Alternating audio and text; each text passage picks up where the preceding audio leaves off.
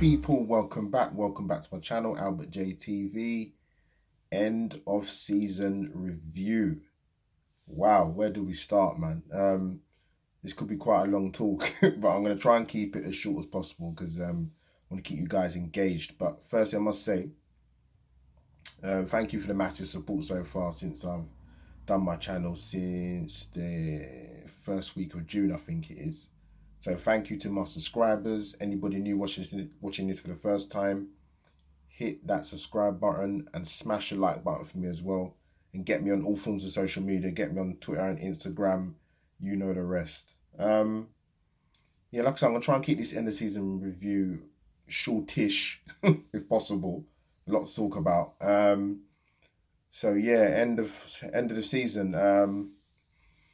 Start of Premier League, obviously. Start of the season expectations. For me, looking at the squad that we had, the signings that came in, we had Sabas coming on loan, David Luiz from Chelsea, Kieran Tierney from Celtic, and William Saliba. But that was obviously from Saint Etienne, but he was obviously going to stay out there for another year to gain a bit more experience. So I thought personally, and it'd be interesting to know what you guys think. Drop in the comments down below. I thought we had a possibility of getting top four. I wasn't super confident, but I thought the squad was strong enough to at least make a push to get top four. But obviously, that didn't prove to be the case. Unfortunately for us, no Champions League football again. I think it's going to be the fourth year in a row. And yeah, we started the season with Emery, obviously off the back of a disappointing Europa League final. We got absolutely smashed by Chelsea, particularly in the second half. And I think the problem with Emery, yeah, we won the first two games of the season, away to Newcastle, and we beat Burnley the following game. But if I look at his time at Arsenal, not his first season, but more so his second season, poor away record, which wasn't addressed. Poor communication, whether it's trying to get his points across and team tactics across and systems and formations. Were the players buying into it? Probably not. You had the bizarre situation where he's naming the new club captain after Koscielny went, and there was a players' vote. I mean, you need to show better leadership than that as the head coach. And obviously on top of that, the choice was Granit Xhaka, which was, well, that did not get the fan base on side at all, with Xhaka's performances for Arsenal in the last 4 years. But yeah, it got to a point with Emery where the substitutions were crazy. The team selections were absurd. The football was poor. There was an ongoing battle, constant breakdown with Mesut Ozil. Bombed out the team, brought back in, out again. But then it got to a stage where it was only going to be one winner out of Ozil and Emery in the battle, and Ozil's still here, so it tells you what you need to know. But they got to a point in the season with Emery where we went on a terrible run where we hadn't won a game for 7 games, which was the worst run of an Arsenal team since 1992 when George Graham was still in charge. And the record then was 8.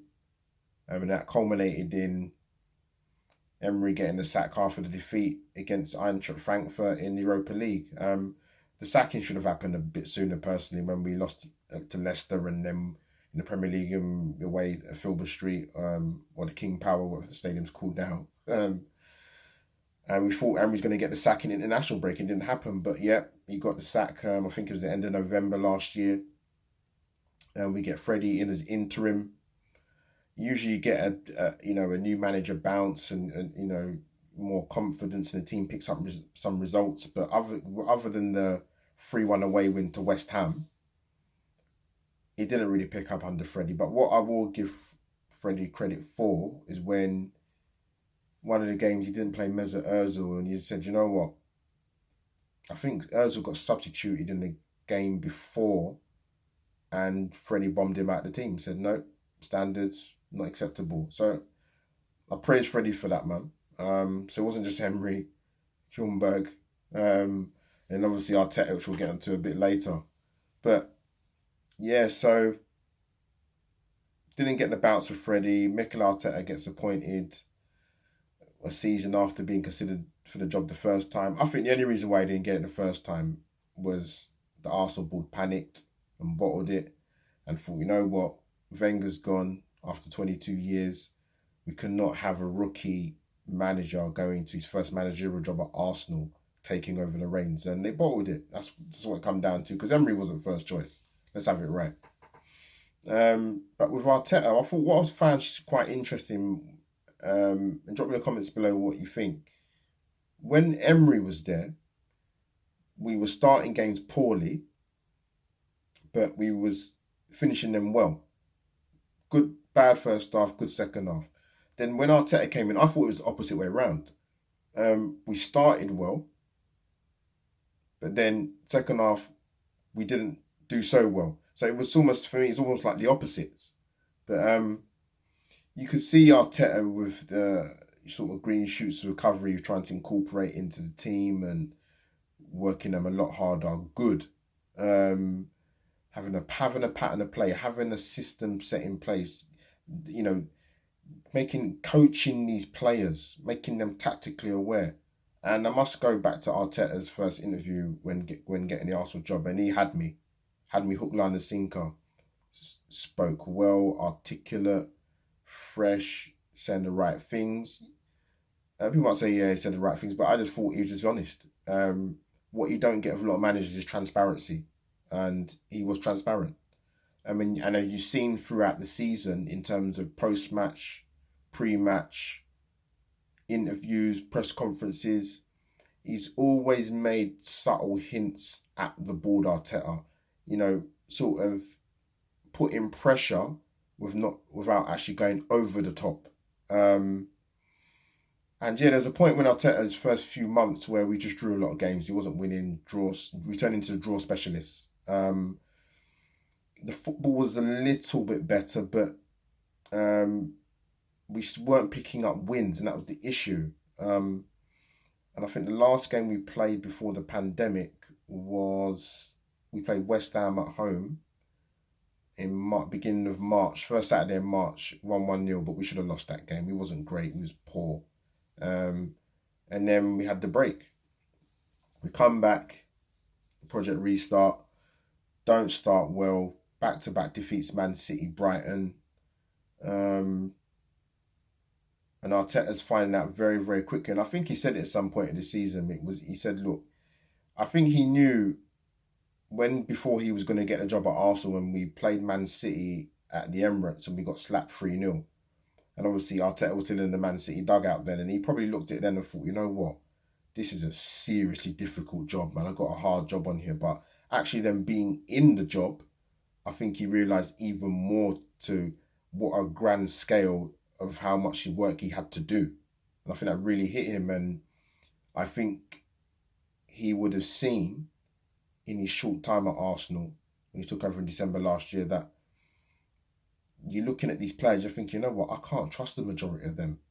I'm going to have to find a system and a way of playing that gets every ounce or last bit of energy out of the best out of these group of players, because over the course of a season or, over a 2-3 year period, you can't rely on these players. It's been proved under Wenger and Emery.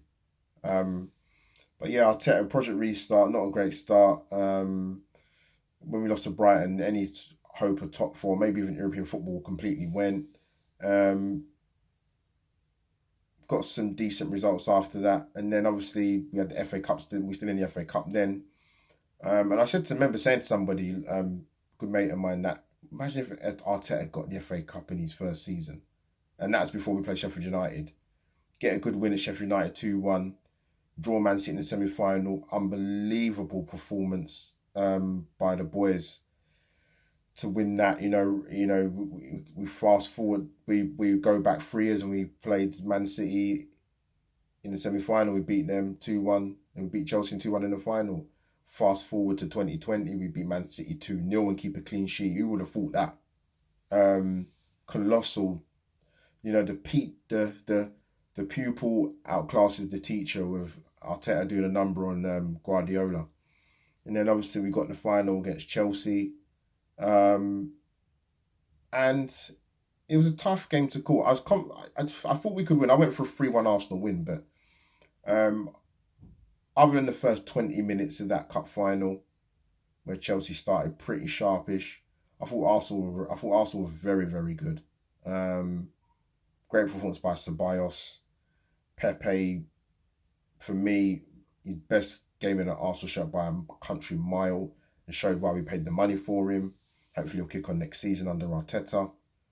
We end a hard season with a record 14 FA Cup wins. Wow, what a season.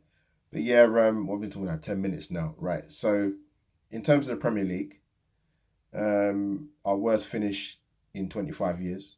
Since 94-95, George Graham's last season, we finished 12th. We've conceded. We was one of the top. There's 3 teams in the top 10 that conceded the most goals. Arsenal were in that, along with Chelsea and Burnley. See, sometimes the football was terrible. Not great. I think in terms of we lost points, we was in the top 2 in regards to losing most points and winning positions. We was in the top 2 or 3 teams from most goals conceded from set pieces. The list could go on and on. We still haven't beaten a top 6 side away from home for 5 years. Arteta's, we knew he had a big job anyway, but it's huge, a huge job. Not a dismal Premier League campaign that I was so glad was over. And luckily, we could have a smile on our faces. Not too long ago, I beaten Chelsea in the FA Cup. But the bigger picture is that although it's great to get a 14th FA Cup and it's great for our history, the bigger project is to get the backing for Arteta, for him to get his own players in transfer windows, because we need to address the spine of the team. In terms of goals scored, I mean, in all competitions I'm talking, Aubameyang got leading goal scoring in 2 seasons for scoring goals, but in terms of this season, for Arsenal players, Aubameyang had 29 in all competitions. Then it was Lacazette 12, Martinelli 10, Pepe 8. That's not enough goals. It's not going to win you football matches.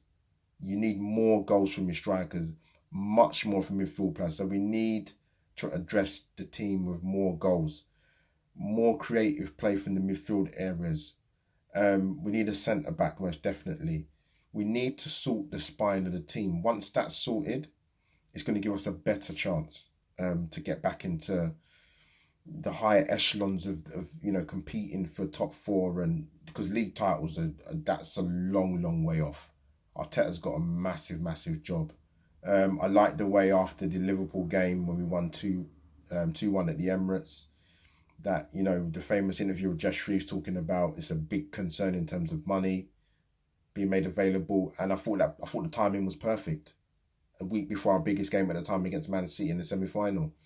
Did it in a way that wasn't over the top, but made the board aware, Arteta's not playing. And I think when the board took Arteta on, I think they thought he's possibly a bit of a yes man.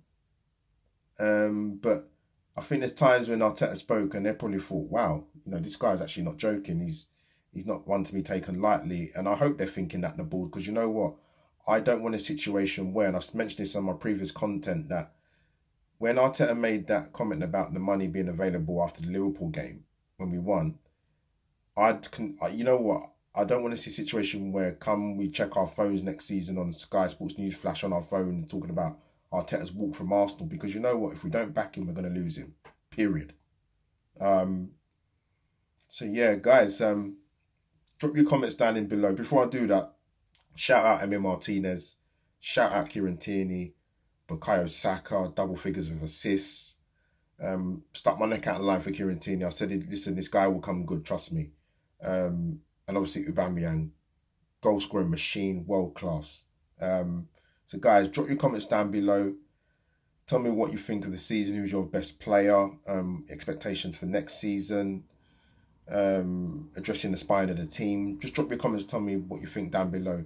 So click, like, share, subscribe, you know the drill. Hit the notification button, smash that like button, and drop your comments down below. So that's me, Albert JTV, over and out. Hashtag end of the season review.